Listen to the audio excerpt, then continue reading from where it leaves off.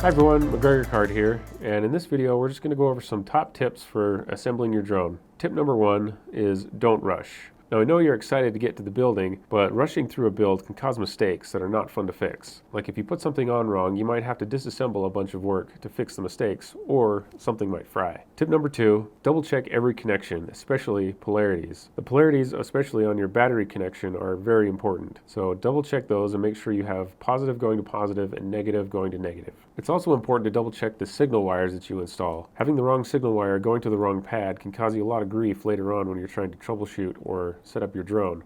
Tip number three, use a smoke stopper. A smoke stopper is a device that goes in between the battery and the drone when you're first plugging in a fresh build. What it does is limit the amount of current flowing from the battery to the drone. If there's a short anywhere in your build, it'll help prevent excess current from flowing and causing arcs or smoke, hence the name smoke stopper. Tip number four, keep things clean.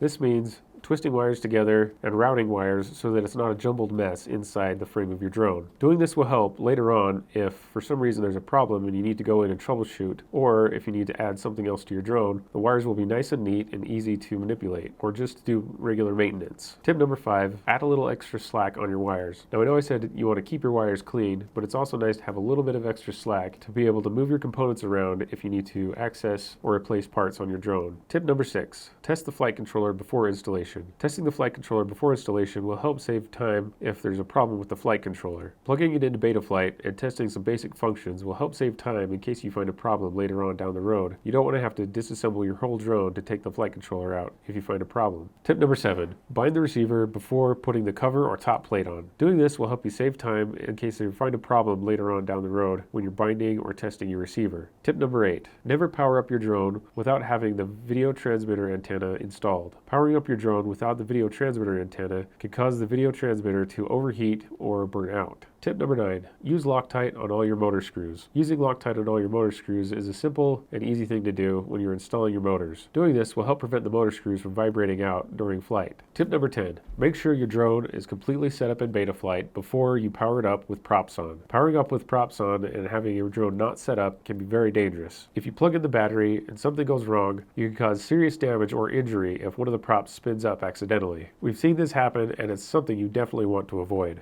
If you have any questions, please let us know and have fun flying.